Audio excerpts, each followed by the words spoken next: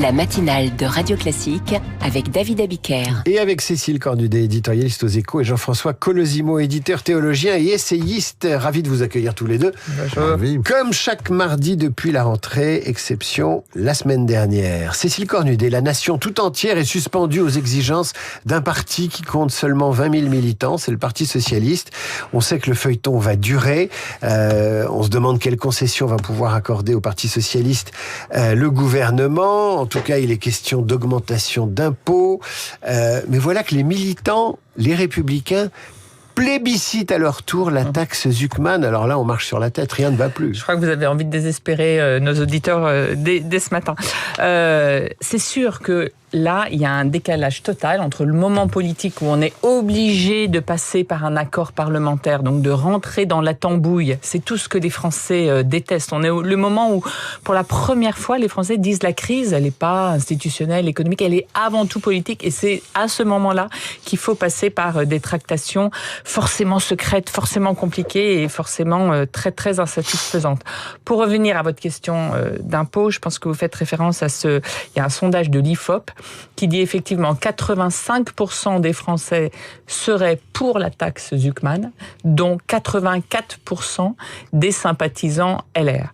Alors, est-ce que tout le monde est devenu très pro-impôt ? Je pense qu'il y a plusieurs choses là-dessus. D'abord, sans doute, une demande de justice sociale et fiscale très forte dans le pays. Comme si la France vivait, était un état d'injustice sociale. Totalement. Voilà. Et je pense surtout d'inculture et d'incompréhension totale sur ce qu'est la taxe Zuckman. C'est devenu un symbole, personne ne regarde ce qu'il y a derrière. D'ailleurs, vous avez sans doute vu cette séquence avec Éric Coquerel, le président de la commission des finances quand même de l'Assemblée nationale, qui ne comprenait pas du tout, qui était en train de défendre un dispositif dont il ne comprenait pas du tout les ressorts. Donc je pense qu'il y a beaucoup de ça dans ce chiffre absolument délirant. Mais ce qui est vrai, c'est qu'on est rentré dans un moment de tractation pas forcément glorieuse, et que effectivement la demande sur l'impôt est très forte du côté du PS. Et du côté macroniste, on est en train de se résoudre à l'idée qu'il va quand même falloir faire quelque chose. Aujourd'hui, j'ai l'impression qu'une seule personne est contre le fait de lâcher trop, c'est Emmanuel Macron. Donc, il y a une sorte de combat Macron-PS sur cette histoire de la taxe majeure du patrimoine. Jean-François Colosimo, est-ce que le président a raison de vouloir s'accrocher à quelque chose qui compte pour les entrepreneurs, c'est-à-dire la stabilité fiscale, la visibilité, s'il doit sauvegarder un acquis de ces deux quinquennats, est-ce que c'est ça ?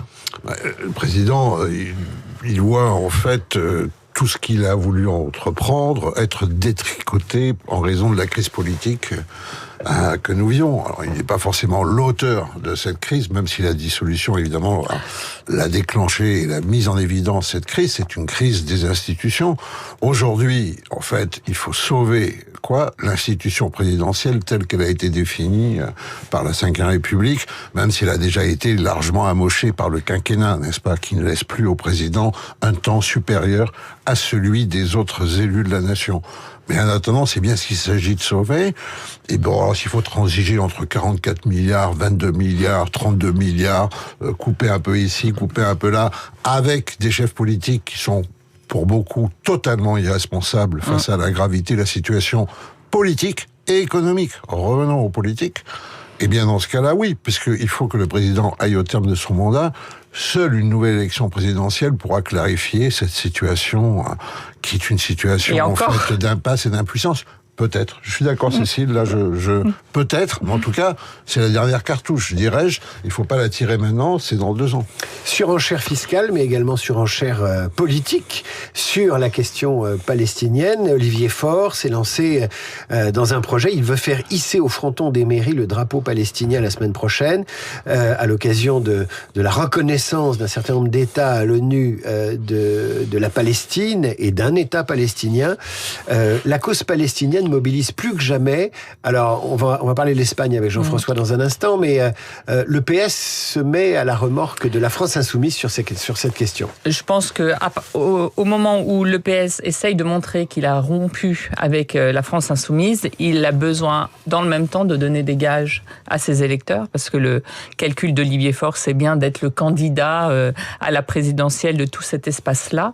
Et donc, voilà, il nous promet qu'il y aura plus d'alliance comme il y a eu autour d'un nouveau Front populaire, mais voilà, il donne des gages. C'est de la petite politique. Jean-François Colosimo, est-ce que c'est de la grande politique ce qui se passe en Espagne? C'est assez historique. Il faut imaginer un Tour de France empêché par 100 000 manifestants pro-palestiniens. C'est à peu près ce qui s'est passé en Espagne avec la Vuelta. Il y a une étape, il y reste 52 km, le Tour d'Espagne s'arrête. S'arrête, pas de podium pour les vainqueurs. Et un Premier ministre issu de la gauche, Sanchez, qui approuve, qui regrette finalement que le cyclisme ne soit plus une fête, mais qu'il pense que la société civile espagnole, effectivement, manifeste une dignité face à la barbarie, enfin, etc. Alors, la vérité, c'est que Sanchez est totalement tenu prisonnier par, je dirais, quelques petits partis qui se disputent, en fait, l'extrême gauche espagnole. Il y a Sumar, Mas País, Podemos, enfin... Tout ça est très très compliqué à comprendre pourquoi ils sont divisés, pourquoi... Mais en attendant, une cause les unit, c'est une cause internationaliste, c'est en fait le soutien, il faut le dire, du Hamas. N'est-ce pas? Arrêtons de tergiverser. Je veux dire, c'est pas simplement qu'ils seraient scandalisés par la politique de Netanyahou, ce qui est tout à fait, je veux dire, loisible et articulable, c'est que le Hamas a complètement disparu de leur discours parce qu'il n'y a plus qu'une espèce, en fait, de Palestiniens idéalisés, n'est-ce pas? Et donc, on est vraiment dans une reconduction d'un manichéisme qu'on a connu jadis au sujet du Chili, avant-hier encore au sujet de la guerre d'Espagne. Mais dans ce cas-là, ces groupuscules qui sont, en fait, assez peu favorisés par le vote des Espagnols, n'est-ce pas?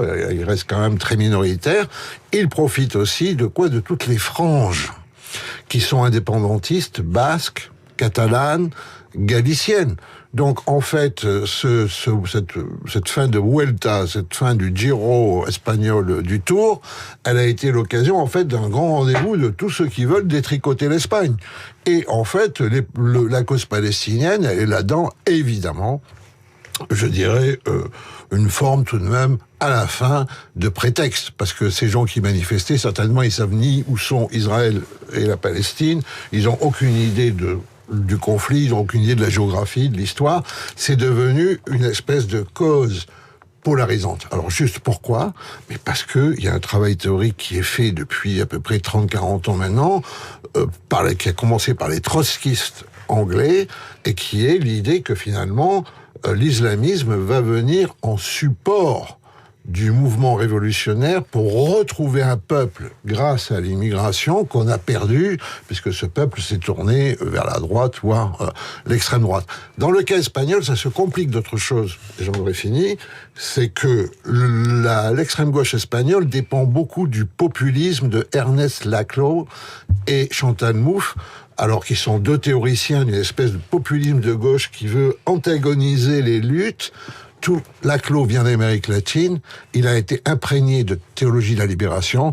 Or, il faut le savoir, la théologie de libération latino-américaine n'avait pas fait son deuil de l'antijudaïsme traditionnel dans un certain catholicisme, n'avait pas reconnu Vatican II, et charrié particulièrement par rapport à la lecture de ce que les chrétiens appellent l'Ancien Testament, la Bible hébraïque, une vision qui était déjà violemment anti-juive, présentant déjà, à travers les récits bibliques qui sont totalement mythiques, le peuple d'Israël comme un peuple génocidaire. Vous voyez, faites le tour, et vous comprendrez qu'en fait, ils sont travaillés tout de même par des représentations idéologiques qui viennent de loin, qui sont extrêmement fortes, et qui, au fond, disons-le, renouvellent un antisémitisme qui était déjà celui de la gauche au XIXe siècle. Cécile Cornudet, quand la gauche française voit ces 100 000 manifestants interrompre le Tour d'Espagne, est-ce que ça donne des idées? Est-ce que ça donne des ailes à nos socialistes et à l'extrême gauche? Comment regarde-t-il cela?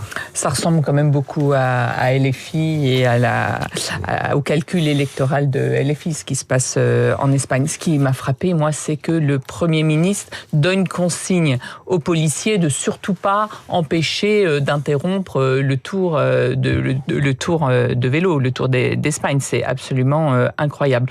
Le PS, le Parti socialiste, je l'ai pas vu expressément s'exprimer sur ce sujet.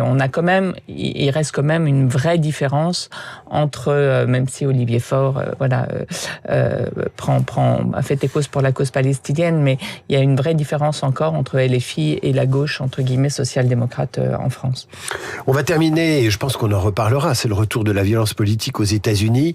Un mot sur ces événements récupérés par une partie de la droite en France qui font de Charlie Kirk une sorte de Martin Luther King blanc, et en même temps, ce qui interroge sur la violence aux États-Unis qu'on semble découvrir, mais qui a toujours existé.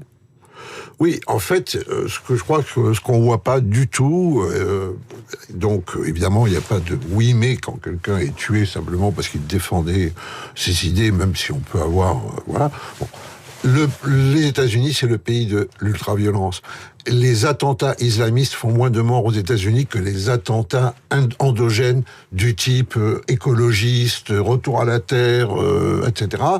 Et ces attentats endogènes d'activistes extrémistes font moins de morts que les tueries de masse dans les lycées et dans les collèges. En fait, il y a ce vernis de démocratie, de tolérance qui est complètement explosé aujourd'hui, et on redécouvre que la réalité des États-Unis, sa réalité fondatrice, c'est la conquête, et donc c'est la violence. Ce sera le mot de la fin par Jean-François Colosimo. Merci à tous les deux, Cécile Cornudet, Jean-François. Je vous retrouve la semaine prochaine pour Esprit Libre. Il me reste quelques secondes pour vous recommander l'exposition photographique Place de la Concorde organisée par l'association Les Petits Frères des Pauvres. Je vous recommande notamment les photos de Sacha Goldberger qui trompe la solitude grâce à un dispositif d'intelligence artificielle qui fait apparaître des amis, des compagnons, des confidents ou des super-héros autour de gens seuls. C'est gratuit. C'est Place de la Concorde à Paris en ce moment. On écoute Ô solitude d'Henri Purcell.